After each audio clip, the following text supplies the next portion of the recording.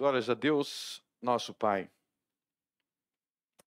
Nós vamos agora para a parte 69 de nossa série de mensagens Rei dos Reis.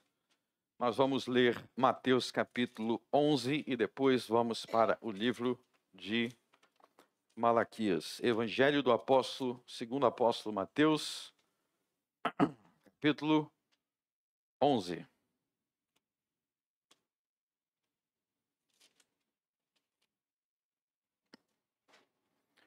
Nós vamos ler dos versos 7 ao 15.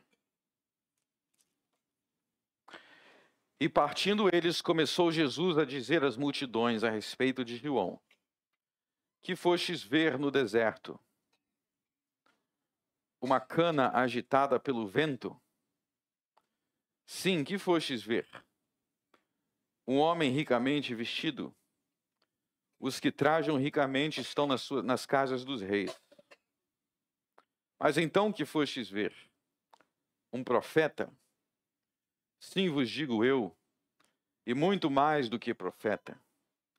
Porque é este de quem está escrito: eis que diante da tua face envio o meu anjo, que preparará diante de ti o teu caminho. Então isso daí está escrito em Malaquias capítulo 3. Continuando. Em verdade vos digo que entre os que de mulher têm nascido, não apareceu alguém maior do que João o Batista.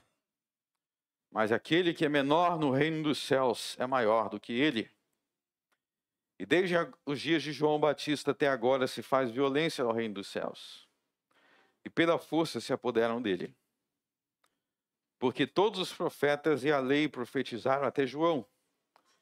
E se quereis dar crédito, é este o Elias que havia de vir. Quem tem ouvidos para ouvir, ouça. Este é o Elias que havia de vir. Isso está em Malaquias 4. Então o verso 10 está em Malaquias 3. O verso 14 está em Malaquias 4. Para a gente entender o que Jesus explicou a respeito de João Batista, nós precisamos entender o livro de Malaquias. E por isso que nós temos exposto o livro de Malaquias. Então nós vamos voltar agora para o último livro do Velho Testamento. Nós vamos voltar para o Apocalipse do Velho Testamento. O Apocalipse do Velho Testamento profetiza sobre o mesmo assunto que o Apocalipse do Novo Testamento. Com o tempo vocês vão descobrir que é a verdade.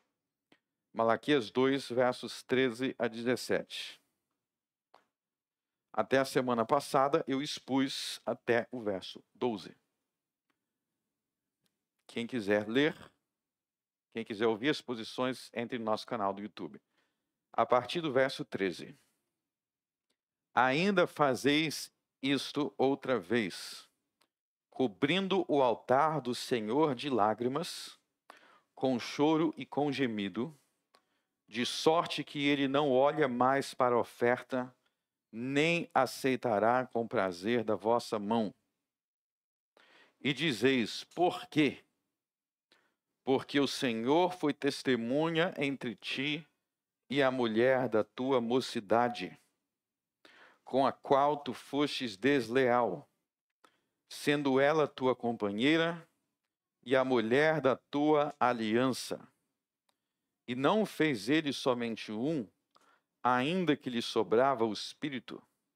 E por que um? Ele buscava uma descendência para Deus.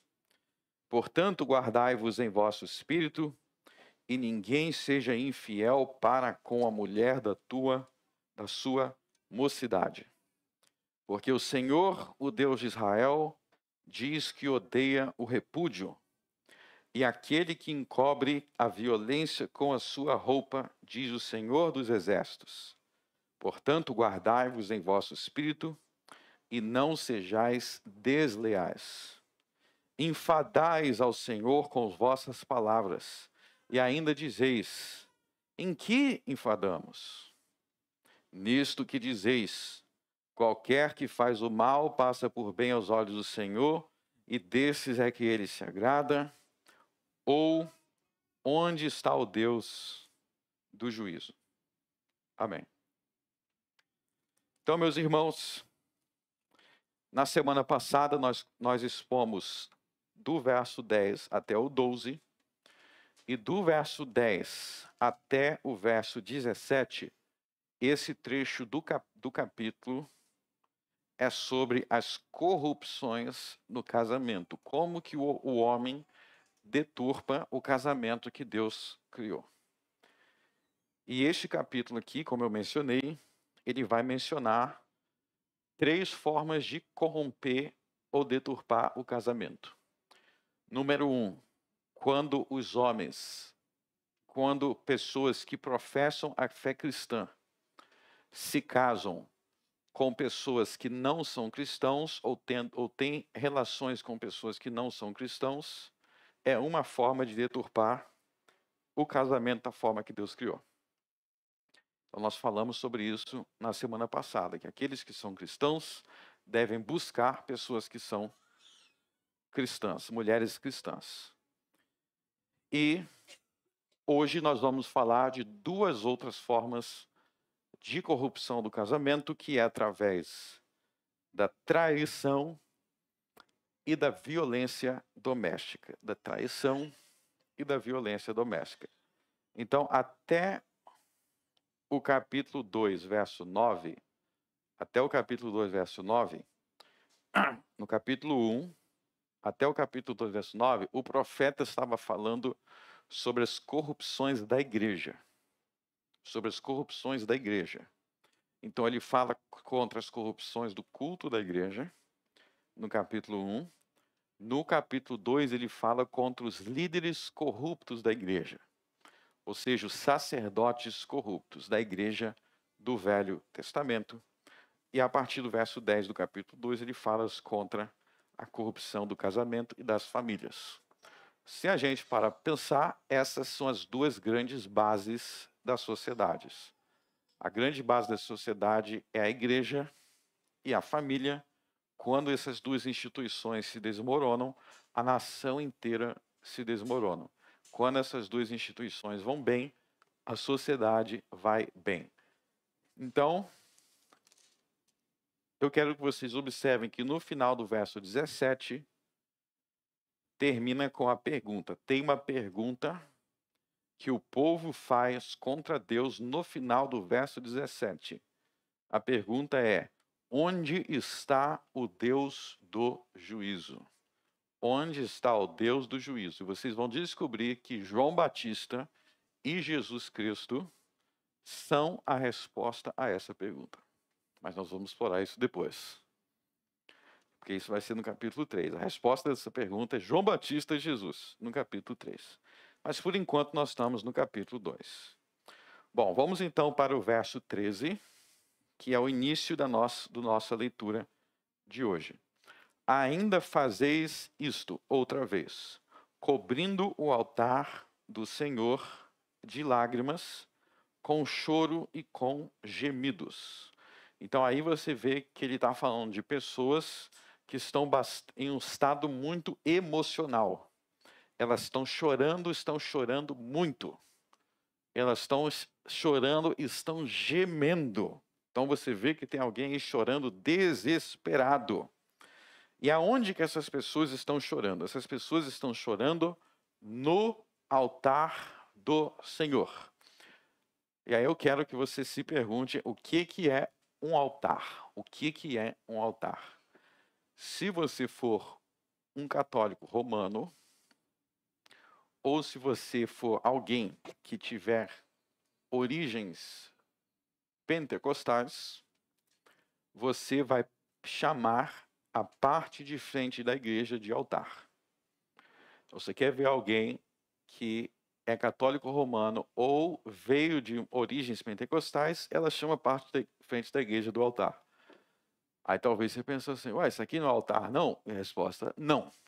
Isso não é um altar, ok? Peguei alguns aqui, né?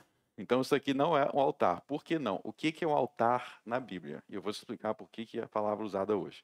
Se você ler de Gênesis até Apocalipse, um altar é o local em que os animais eram sacrificados. Então, altar é o local de sacrifício de animais na Bíblia. Vocês estão vendo alguém sacrificando algum animal aqui? Não. Então, isso não é um altar. Por exemplo, só para exemplificar, abre em Gênesis capítulo 9. Gênesis capítulo 9.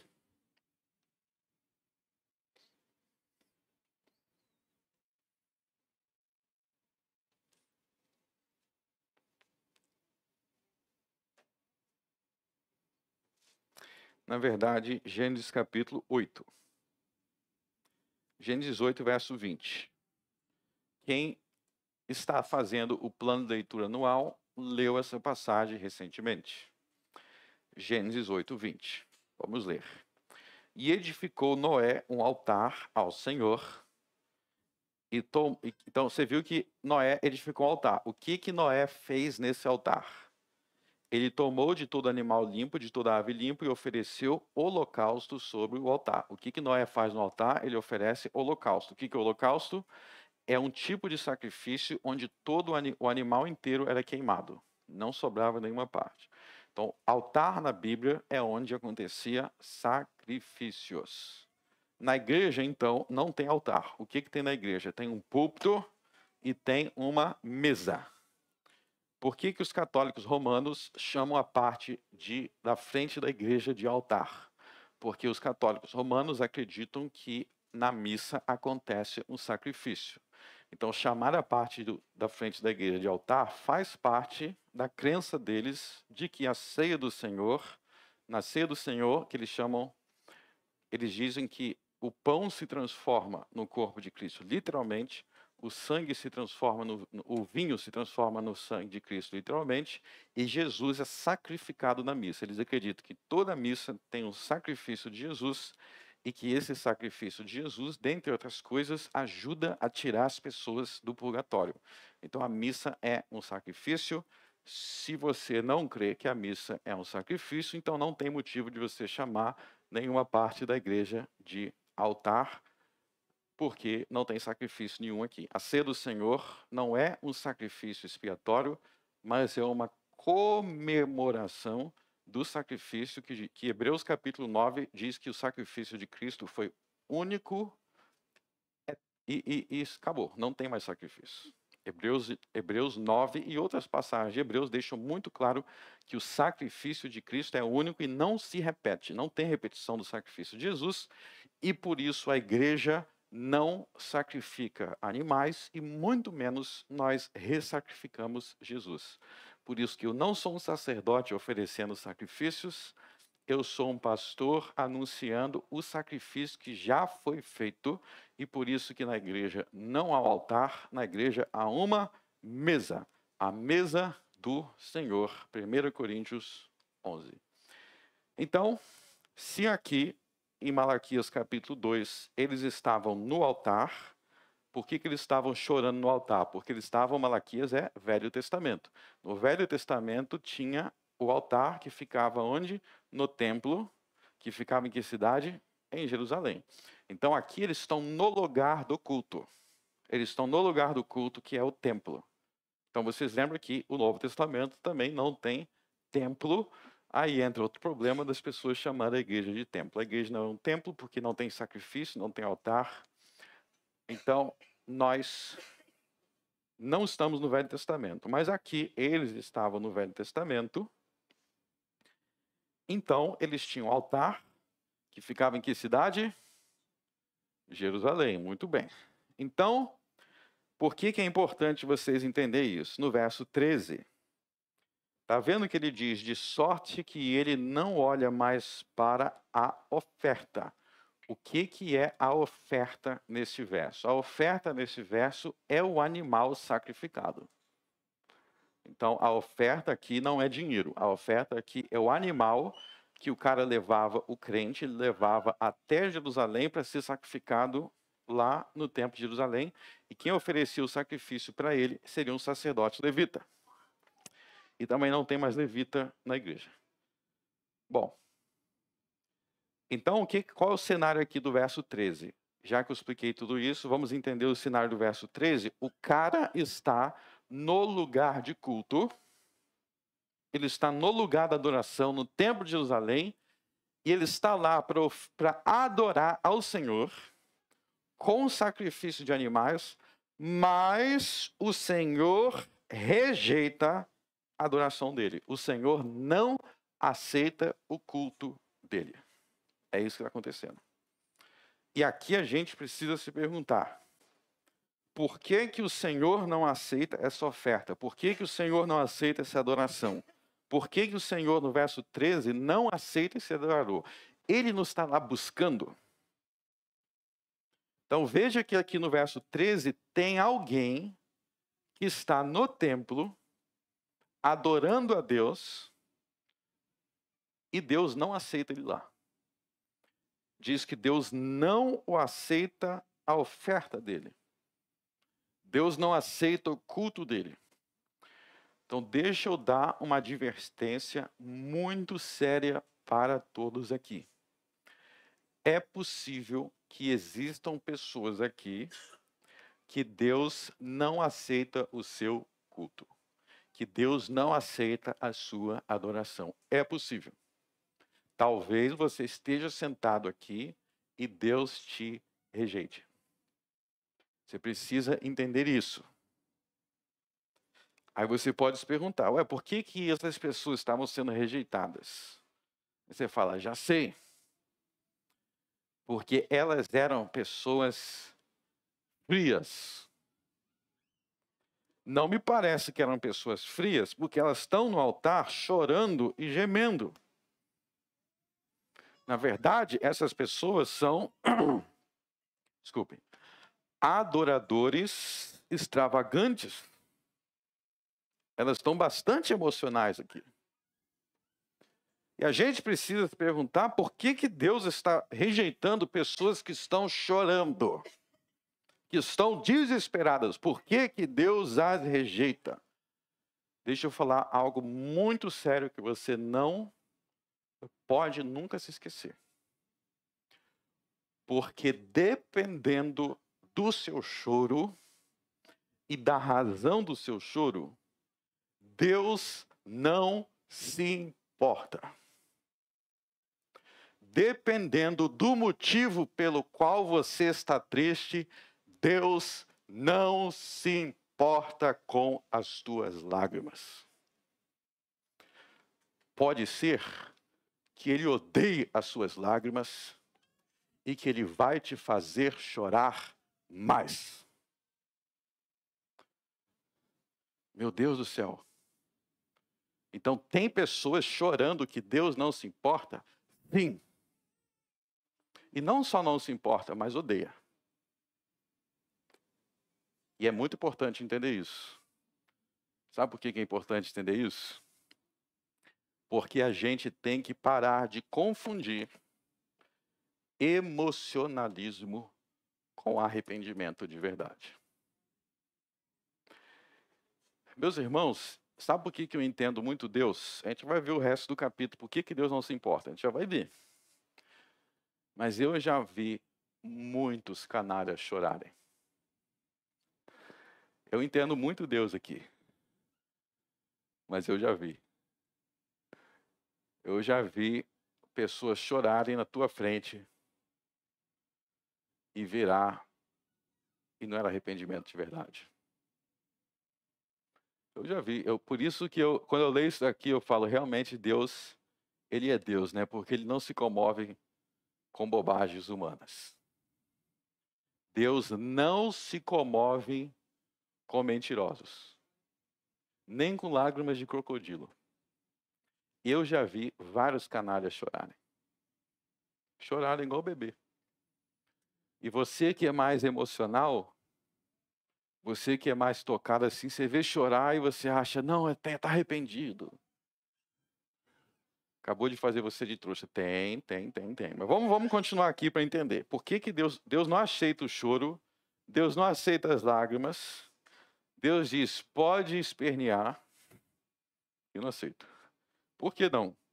Está vendo o verso 14? E dizeis. Lembra que eu falei que Malaquias tem as perguntas do povo, que Deus não aguenta mais essas perguntas? E dizeis por quê? O que é esse porquê aqui? Esse porquê aqui é o povo perguntando por que Deus não aceita a nossa adoração? Por que Deus não aceita o nosso jejum? Por que Deus não está aceitando a nossa oferta? Se a gente está aqui no altar extravagante. Olha só a resposta de Deus, verso 14.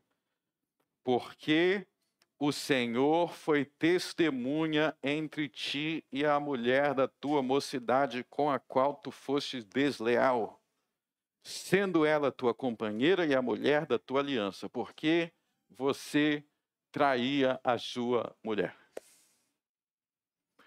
Então veja aqui que para Deus, o que era relevante aqui, que esses adoradores aqui, eles eram desleais com as suas mulheres.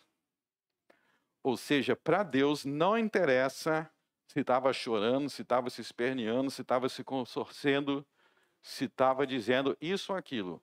Se não era obediente a Deus, à lei de Deus, era rejeitado e ponto final.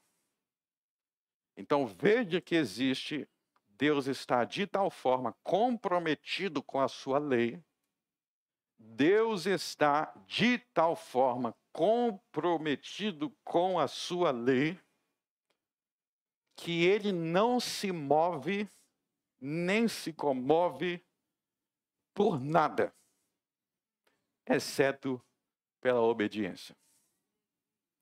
Então, um aviso a todos aqui.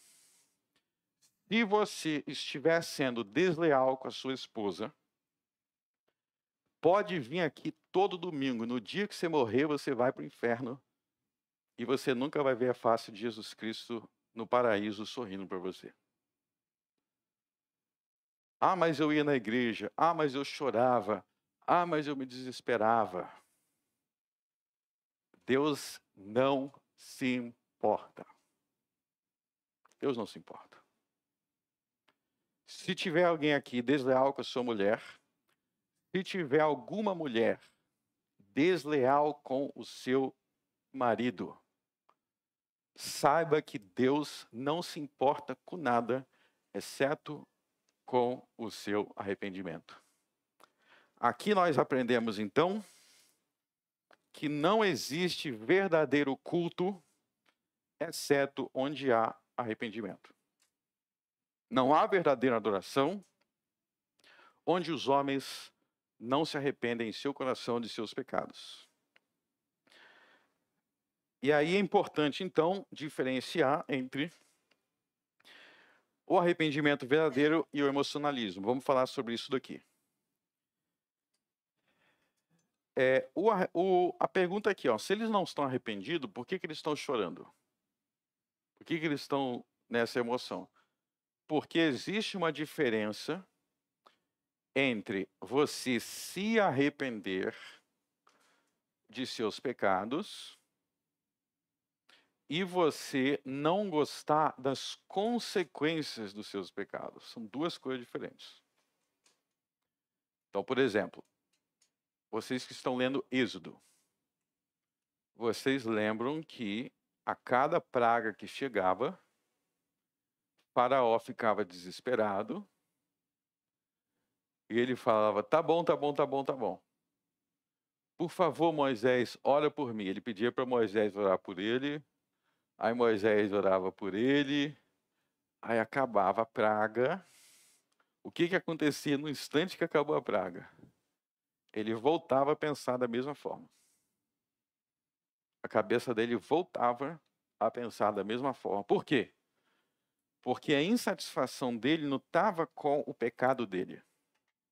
Quando ele falava, tá bom, não é porque ele entendeu que aquilo que ele fazia, a escravidão do povo de Deus, era pecado, mas era porque ele não gostava daquela consequência da praga.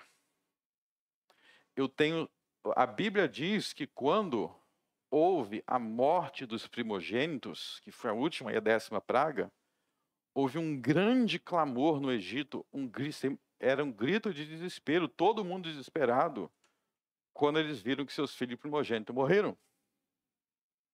Então, muito choro, isso está em Êxodo 12, muita gente desesperado, chorando.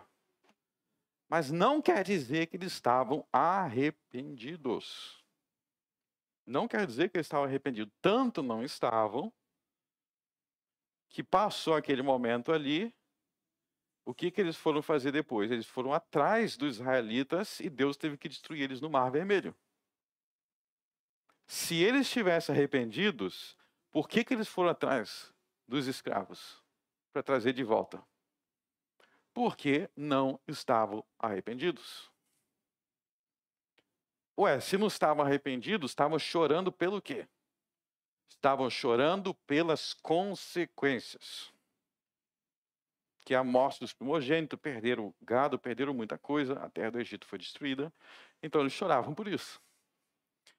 Então, existe uma diferença entre você se ficar triste pela consequência e você se arrepender do pecado. E o que estabelece a diferença? O que estabelece a diferença é que no arrependimento existe uma consideração pelos seguintes pontos.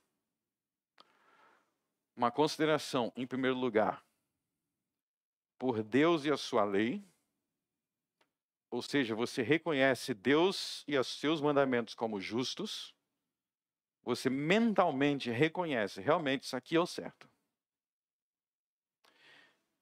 Existe uma repulsa, um sentimento de repulsa pelo que você fez.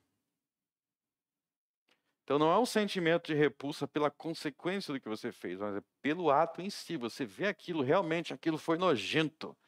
Você chega a se sentir como nojento.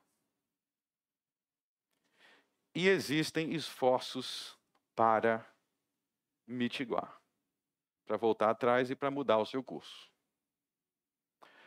Então, estou arrependido por ter mentido.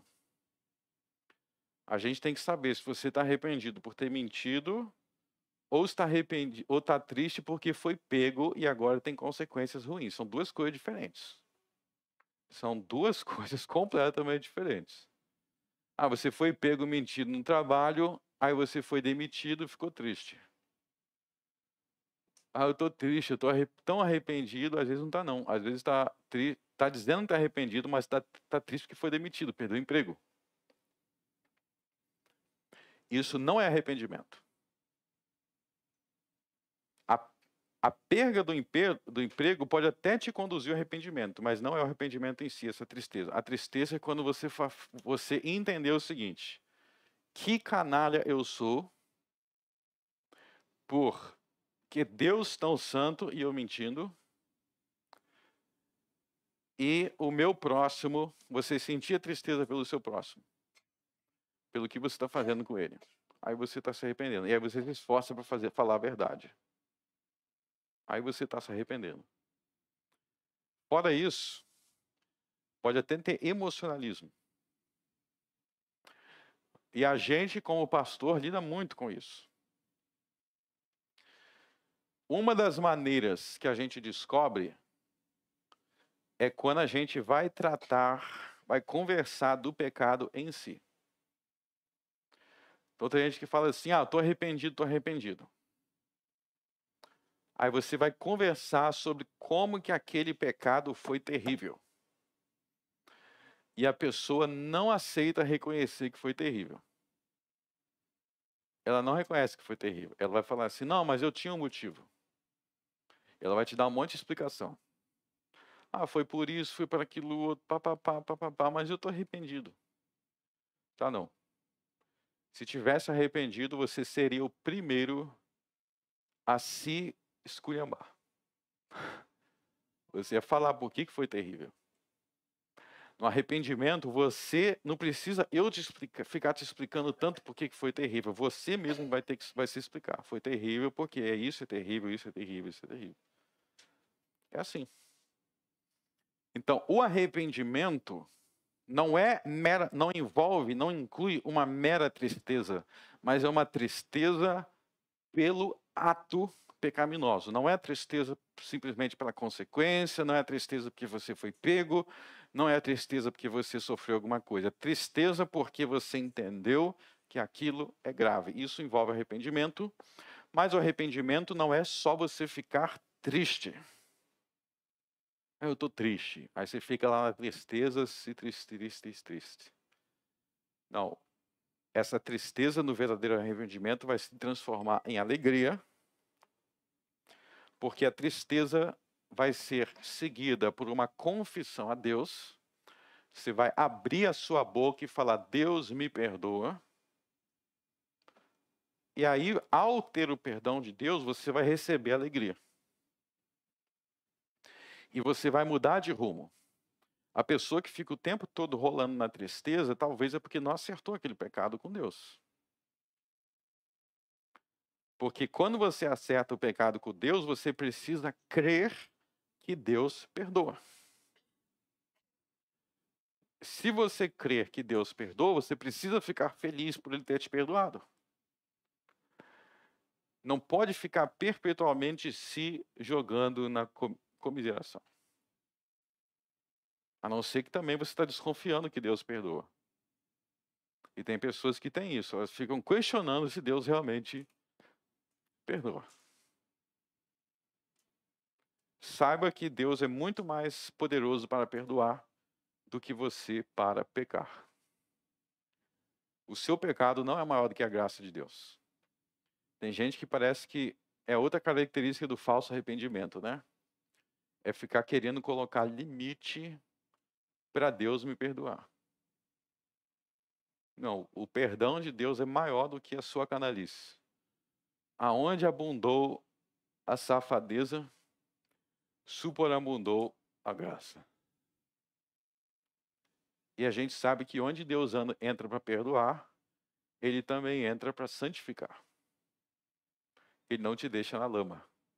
Ele te arranca da lama. Você vai se esperneando. E a gente por natureza é porco. Como diz Provérbios e o apóstolo Pedro, que homem perdido é igual um porco. E por que o homem perdido é igual um porco? Você tira o porco da lama, pode lavar. Provérbios, o apóstolo Pedro diz que eles vão sair correndo de volta. Porque aquele é o mundo dele. Jesus vai te arrancar lá à força. Você vai gritando, esperneando, Jesus vai te salvando, até mudar até que você entenda que você não é mais porco, você é uma ovelha. Que tem que ser bem branquinha e limpinha. Então, essa é a verdadeira santificação, estão entendendo? Não é emocionalismo. A verdadeira santificação envolve atitudes concretas. Não é ficar chorando, se lamentando. Chore o que você tem que chorar. Confesse o que você tem que confessar. E transforme essas lágrimas em júbilo de alegria, porque Deus te perdoou. Esse é o Evangelho. Sabe o que significa o Evangelho? Boa notícia. É a boa notícia que Deus perdoou toda a sua safadeza, porque Jesus morreu na cruz para te salvar. E aí você que é mentiroso vai ser conhecido por ser uma pessoa honesta. Você que era um marido grosso, sua esposa vai falar que você é um marido maravilhoso. Você que era um fornicador, você vai passar a orar a Deus em busca da sua esposa. E todas as coisas, 2 Coríntios 5:20, quem está em Cristo, nova criatura é. As coisas velhas já passaram, eis que tudo se fez novo. Vai ser como o velho Jacó depois que ele se encontrou com Jesus Cristo, ele passou até a andar de uma maneira diferente. Muito bem. Então, no verso 14, ele fala da gravidade do adultério. Então, todo mundo que é desleal com a sua esposa, a sua adoração não está sendo aceita por Deus, igreja. E por que ele diz aí, sendo ela a tua companheira e a mulher da tua aliança? Essa parte aliança é importante. Então, no casamento existe uma aliança, um pacto. Quando vocês se casaram, vocês fizeram promessas uns aos outros. E é muito importante a promessa tradicional que se faz no casamento cristão, quando fala na alegria e na tristeza. Então, alianças verdadeiras não é só no momento alegre, quando está todo mundo dando gargalhada.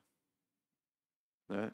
Todo mundo alegre, gargalhada, até seus amigos falsos vão parecer que gostam de você. No momento da alegria, todo mundo é amigo.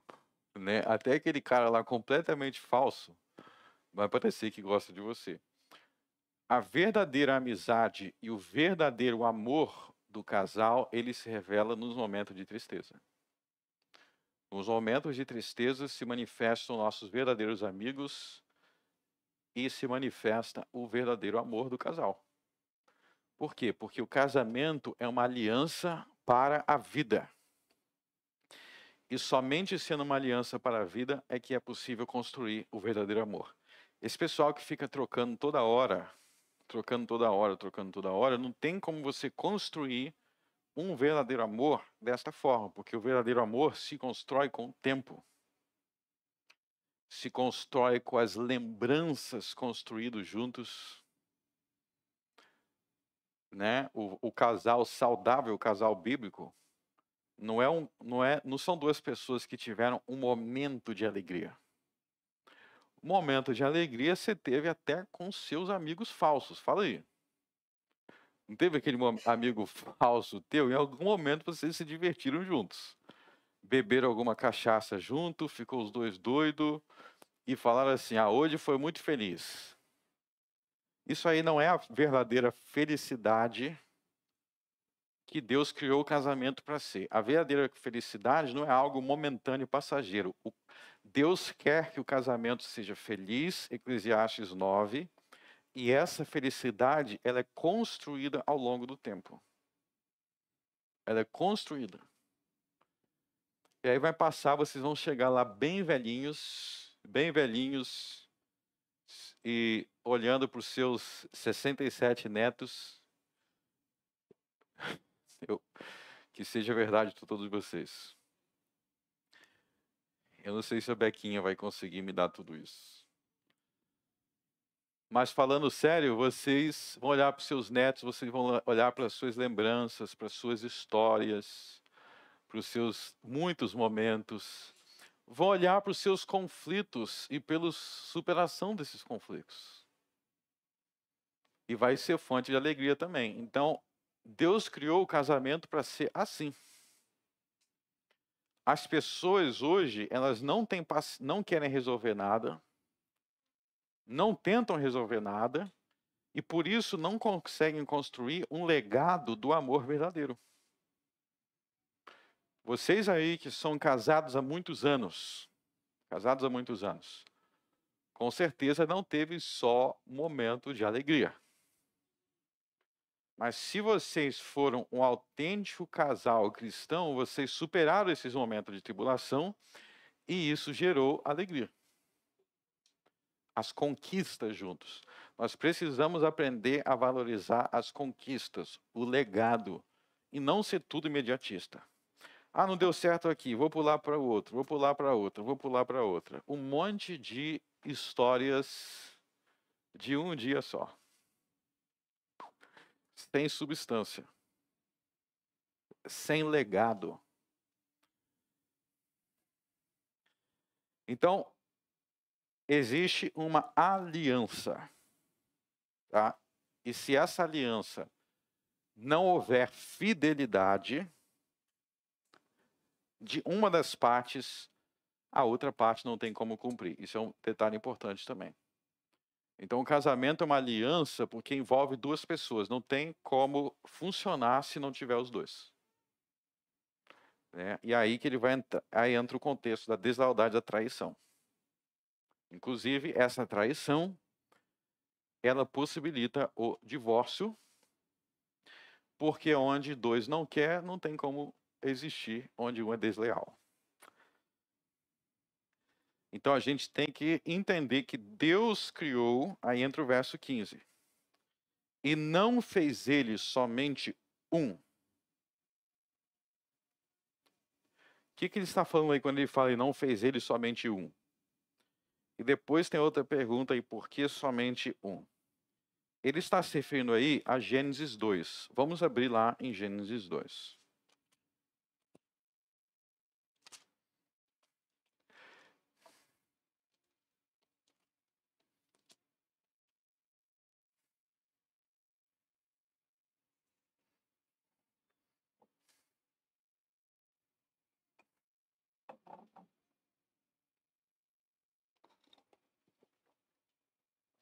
Gênesis 2, 21.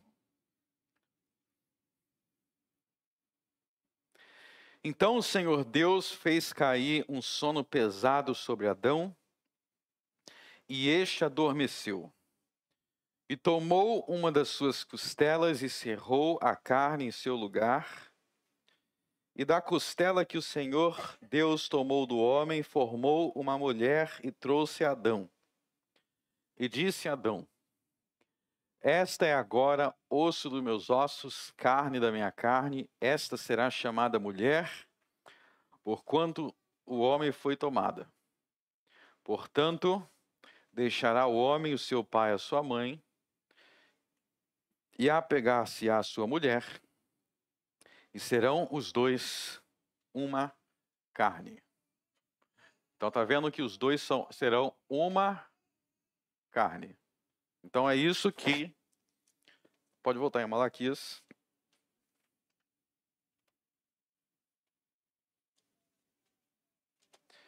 É isso que Malaquias 2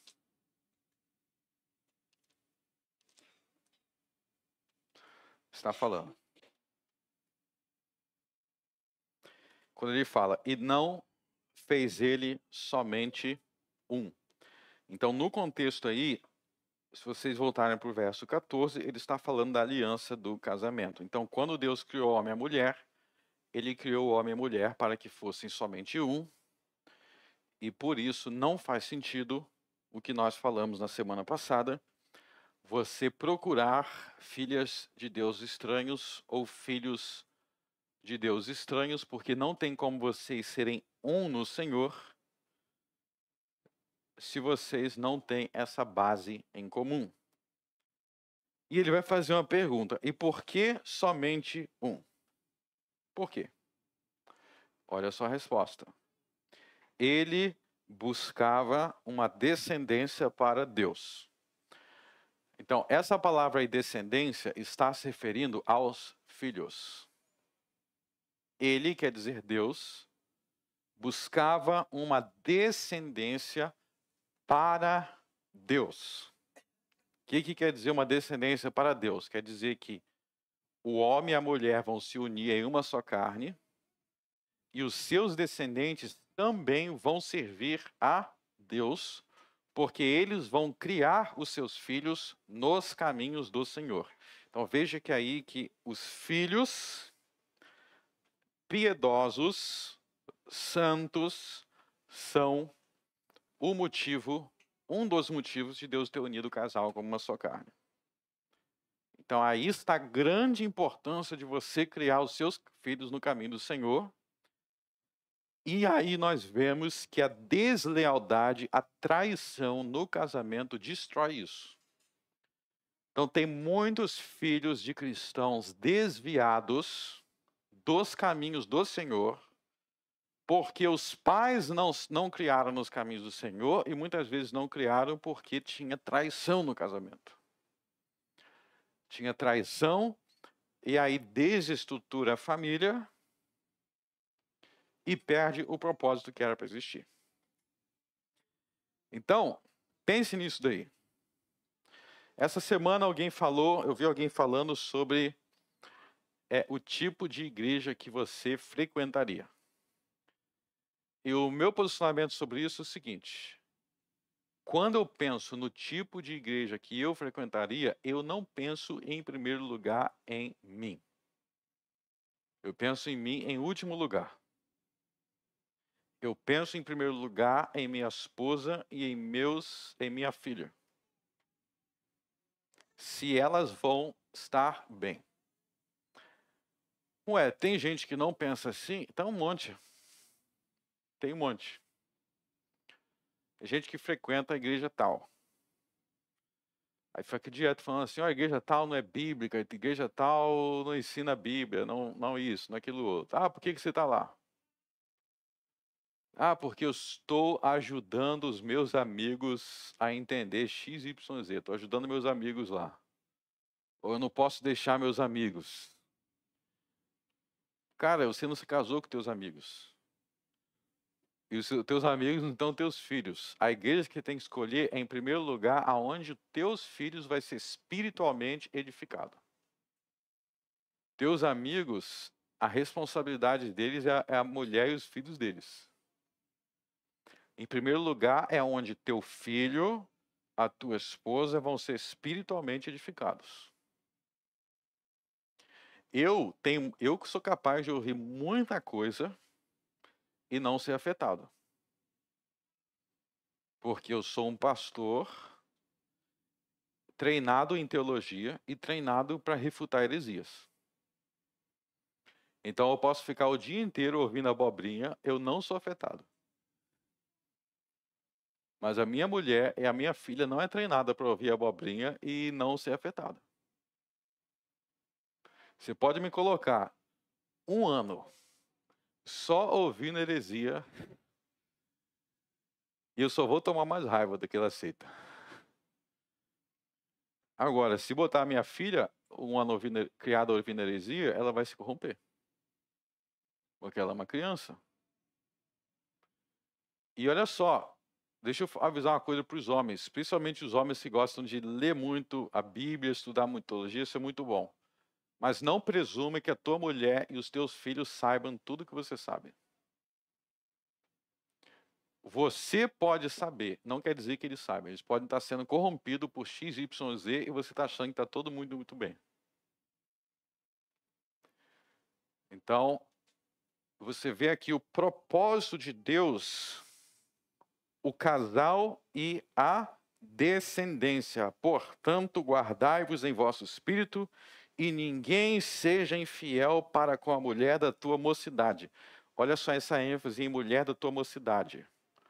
Porque essa ênfase na mulher da mocidade, quer dizer, é a mesma mulher de sempre. É aquela que você casou lá e você continua com ela. Esse é o ideal. Você vai casar com alguém e ficar velhinho juntos. Esse é o ideal. Não é, já passou de certa idade, agora vou trocar por uma mais nova. Tem um monte de gente fazendo isso, né? Não, já está muito velha. A mulher da tua mocidade. Verso 16.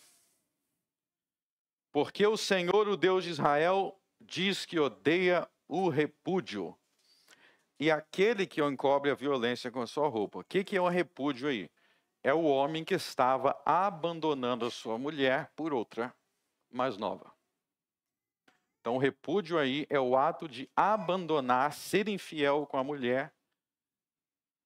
Deus odeia o repúdio. Ele odeia quando você larga a sua mulher, quando você larga o seu marido. Deus odeia. Deus, essa palavra é forte, né? Odeia. Tem gente que diz que Deus não odeia. Quem não odeia, não ama. Tudo que você ama, você odeia o contrário. Se eu amo as crianças, eu tenho que odiar quem é violento com crianças. O amor pressupõe o ódio pressupõe o amor. Então, dentro disso, Deus odeia o repúdio. Então, o divórcio na Bíblia, se a gente ler Mateus 19, ele só pode existir em circunstâncias específicas da parte inocente, mas aqui ele está falando sobre a parte culpada. Aquele que traiu, ele repudia a sua mulher. Eu quero que vocês entendam que o adultério é muito, muito, muito grave. Eu quero que cada homem aqui saia daqui entendendo que o adultério é tratado aqui como muito, muito, muito grave. Você está vendo a palavra aqui? Odeia. Odeia. E ele acrescenta mais uma coisa. E aquele que encobre a violência com a sua roupa. No contexto aqui, ele está falando de casamento. Tanto que ele vai falar depois, portanto, guardai-vos em vosso espírito, não sejais desleais. Então ele está falando de violência no contexto do casamento. Vamos falar um pouco sobre isso agora. Meus irmãos, nós vivemos em uma sociedade que normaliza a violência doméstica. Vivemos uma sociedade que normaliza a violência doméstica, que normaliza o homem agredir a mulher e que normaliza a mulher agredir o homem. É normal para a nossa sociedade que os casais muitas vezes vão sair no tapa. E eu quero dar um aviso solene aqui, repetindo as palavras do grande profeta Malaquias. Deus odeia se você agride a sua esposa, Deus te odeia. Não saia daqui sem saber que Deus te odeia. Deus odeia a sua cara. Ele odeia você. A ira dele se acende todos os dias contra você. E todos os dias se renova as razões para ele te lançar no inferno e te matar imediatamente. Se você bate na sua esposa, não há motivo para você acordar amanhã, porque todos os dias Deus contempla a sua face e diz: eu devo matá-lo, eu devo matá-lo, eu devo matá-lo.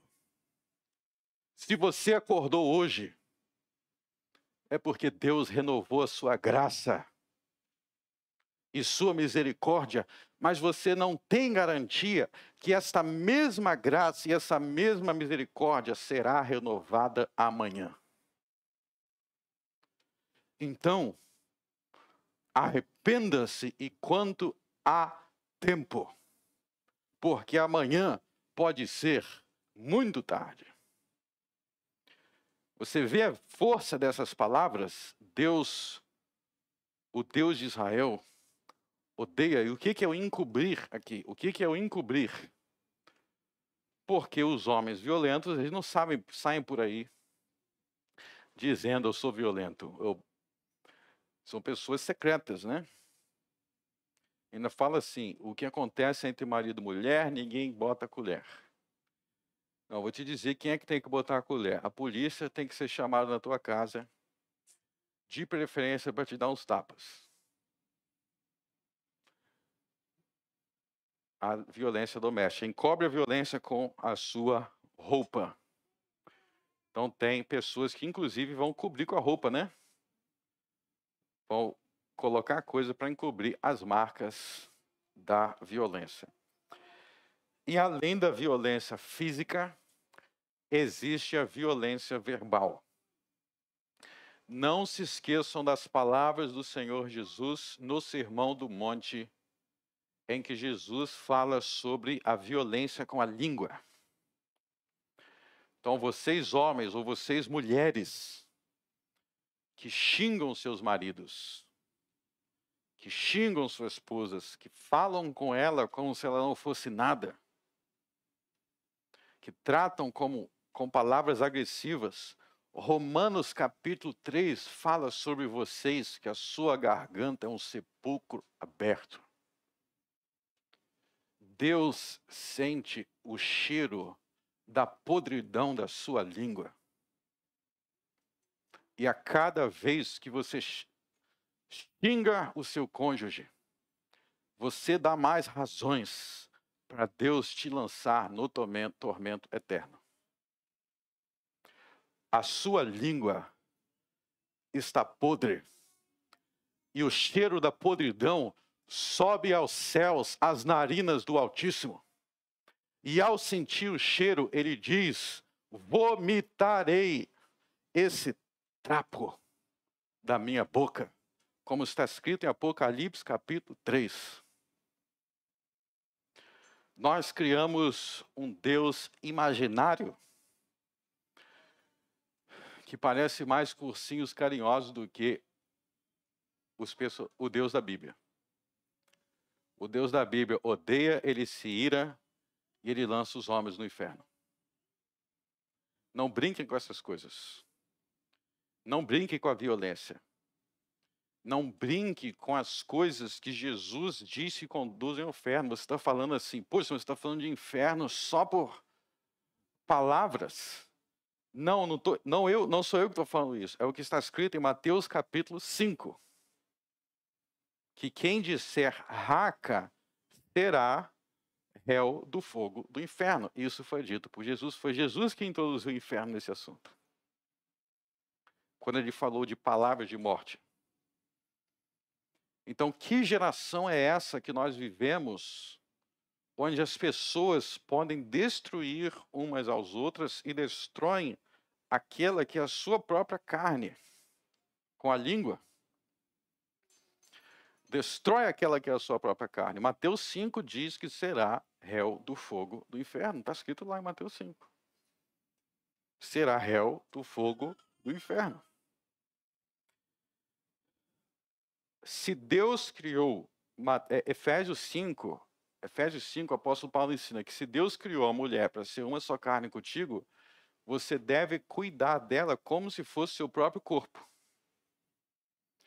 Ou seja, quando você fere o seu cônjuge, que é uma só carne contigo, é como se você pegasse uma faca e ficasse enfiando a sua barriga. Você pega uma faca e fica enfiando a sua própria barriga, por que não? Por que você não pega uma faca e fica enfiando a sua garganta e dando gargalhada? Porque a tua mulher e o teu marido são teu próprio corpo. Serão os dois uma só carne, como disse o grande apóstolo, em Efésios capítulo 5, citando Gênesis capítulo 2. Então essas coisas é muito grave, e aí vai vir o verso 17. Enfadais ao Senhor com as vossas palavras. Você sabe o que é enfadar? Quer dizer que Deus não aguenta mais. Vocês estão vendo que o Deus vivo, ele é diferente desse Deus de gesso, de barro que as pessoas creem. O Deus vivo, ele interage, ele se enfada, ele se alegra, ele se ira. O Deus vivo, ele é vivo. E aqui ele diz que ele está enfadado por ficar ouvindo bobagens. E ainda dizeis, em que enfadamos? Está vendo que Malaquias tem um monte de perguntas, né? Em que enfadamos? Nisto que dizeis, isso aqui é o povo falando, qualquer que faz o mal, passa por bom aos olhos do Senhor, e é desse que ele se agrada, ou onde está o Deus juízo? Qual o teor dessa pergunta? O teor dessa pergunta é o seguinte: as pessoas pecam, as pessoas mentem, as pessoas passam o dia vendo e ouvindo coisas pervertidas, as pessoas frequentam lugares que Deus diz para não frequentar, e depois elas enfadam a Deus, dizendo, não, as pessoas que estão bem são as pessoas que não são da igreja, porque eu sou da igreja Eu faço as coisas tudo certinho e nada dá certo. Aí você vai ver o tudo certinho da pessoa. Tem um monte de furo. Igual esse povo aqui, um monte de furo. Desleal com a esposa, violento, linguagem violenta. Não ama a esposa como Cristo. A igreja mente, enrola, frequenta lugares que não deveria frequentar e depois fica perguntando: cadê Deus? Cadê Deus? Cadê o Deus do juízo? Cadê o Deus que abençoa o justo? Porque eu estou sendo justo, não estou sendo abençoado. Então Deus está dizendo que ele está enfadado com essas perguntas aqui. Eu estou enfadado de gente cheio de furo, se achando justo e questionando cadê o Deus da justiça. E dizendo que os ímpios estão muito bem, que Deus está abençoando muitos ímpios e não abençoa os justos. Então veja que é pecado dizer que Deus aprova os ímpios e que ele não está abençoando os justos. Isso é pecado. Abra seus olhos e pare de murmurar. Então, qual é a grande lição dessa pergunta aqui? Antes de perguntar, cadê Deus, se pergunte, cadê o crente na tua casa? Cadê o crente na tua casa? Isso você tem que se perguntar, não é cadê Deus. É cadê a santidade na tua casa? Hoje em dia,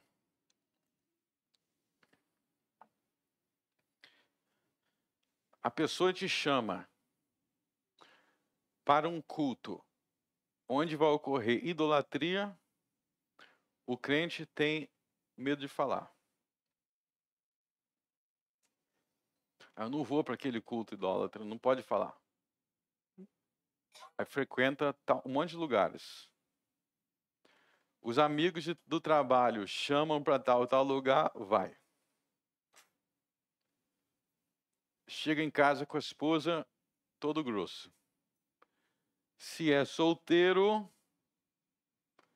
fica dando bola para todo mundo ao redor, porque afinal é jovem. E jovem não pode ficar sozinho nem por 2 semanas, né? Aí acha que vai resolver indo para a igreja. Só que aqui a gente aprendeu nesse capítulo que o culto na igreja precisa condizer com como é que está a minha vida. Precisa condizer uma coisa com a outra. Precisa bater uma coisa com a outra. Porque senão eu vou ficar perguntando aonde está o Deus do juízo, e ele está onde ele sempre esteve, abençoando pessoas diferentes de você e castigando pessoas como você. Que vão para a igreja encher o altar de lágrimas porque não gostou das consequências. Então esse trecho aqui nos chama, meus irmãos, nós somos aqui convocados para reformar as nossas famílias. Vamos reformar as nossas famílias segundo a palavra de Deus. Então vamos lá.